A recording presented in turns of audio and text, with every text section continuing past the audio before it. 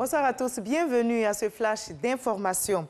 Le royaume du Gabelin rend hommage à son roi. Nana Agnini Bilé II, décédé en janvier dernier, sera conduit à sa dernière demeure ce vendredi dans la stricte intimité familiale à Agni-Bilekro. Le président de la République, Alassane Ouattara, solidaire du peuple Agni du Gabelin, a effectué le déplacement pour prendre part aux obsèques. Nana Agnini Bilé II, 13e roi du Gabelin, a régné pendant 36 ans sur le trône. Le reportage de Mamadou Kwasi. Il est 10h01 quand l'hélicoptère transportant le président de la République, Alassane Ouattara, foule le sol du royaume du Gabelin. Le chef de l'État est accueilli par les cadres de la région de l'Indéné Gabelin, accompagné du corps préfectoral et de plusieurs membres du gouvernement. Le président de la République, Alassane Ouattara, vient prendre part aux obsèques du roi du Gabelin, Sa Majesté Nana Agnini Bilé II. Une visite sobre pour marquer ses liens familiaux avec la cour royale du Gabelin. Le cortège peut donc se diriger sur le lieu de la cérémonie. Et pour la circonstance, pas d'honneur militaire ni de bain de foule. Mais les populations venues de tout le royaume se sont mobilisées pour lui réserver un accueil sur le lieu de la cérémonie.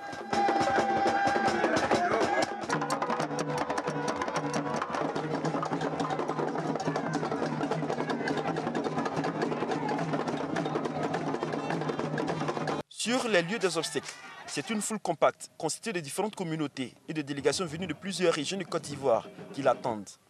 La cérémonie peut donc commencer avec son arrivée. Loin d'Agni-Bilekro, ici à Bigan, le projet à impact rapide suit son cours. Le Premier ministre Ahmed Bakayoko, également maire d'Abobo, vient de lancer les travaux dans sa commune. 12 établissements scolaires publics seront rénovés et les commissariats d'Abobo seront dotés d'engins roulants. La commune bénéficie d'une enveloppe de près d'1 milliard de francs CFA dans le cadre du projet à impact rapide. La présidentielle en Côte d'Ivoire, la situation des droits de l'homme, deux sujets principaux à l'ordre du jour, des rencontres périodiques organisent le Conseil national des droits de l'homme. Les diplomates, représentants des organisations du système des Nations Unies et organisations internationales ont pris part à cette réunion et se sont imprégnés de l'évolution de la situation des droits de l'homme dans notre pays. On en reparle ce soir à 20 h. À l'étranger, le Mali qui fait ses adieux à l'ancien président Moussa Traoré, décédé mardi dernier. Il a dirigé le pays de 1968 à 1991. Ses obsèques ont eu lieu aujourd'hui même. Et c'est Assimi Goïta, le président du Comité national pour le salut du peuple, qui a présidé cet hommage officiel organisé au sein du 34e régiment du génie militaire des forces armées maliennes. Parmi les anciens chefs d'État présents, Amadou Toumani Touré, dit ATT, c'est d'ailleurs lui qui l'avait renversé par un coup d'État en 1991.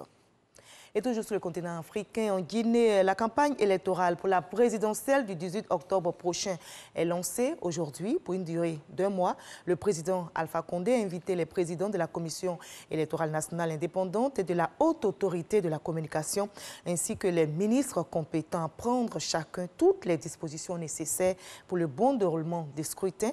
Notez que 12 candidats sont en liste et le fichier électoral guinéen compte cette année plus de 5 millions d'électeurs inscrits. L'audience aura duré seulement 20 minutes. Le président de la Cour d'appel a confirmé le verdict. La prison à vie pour Sissoko Ayouk et ses 9 accusés, tous militants séparatistes arrêtés au Nigeria il y a 2 ans et extradés vers le Cameroun. Arrêté donc en 2018, celui qui se présente comme le leader de l'Ambazonie a été condamné l'an dernier par un tribunal militaire pour sécession et terrorisme en lien avec le conflit dans les régions anglophones du Cameroun.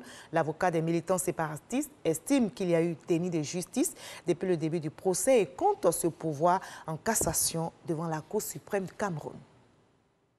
On se retrouve à 20 h pour la grande édition, mais juste après ce Flash Info, suivez l'info régionale pour avoir toutes les nouvelles de nos régions ici en Côte d'Ivoire. À tout à l'heure à 20 h.